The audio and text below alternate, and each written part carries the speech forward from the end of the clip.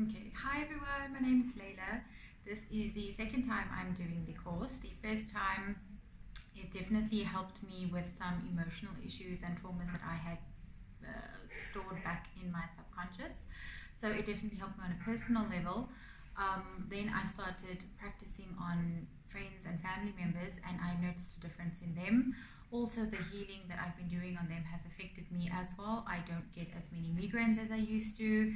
Pain that I used to experience is at a minimal. Panic attacks, anxiety, also much more manageable.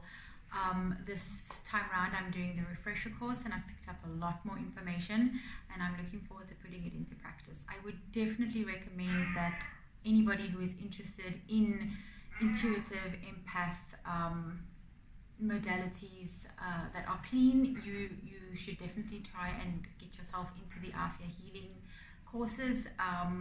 Yeah, it is a definitely beneficial and holistic approach to healing, and I've thoroughly enjoyed my experience.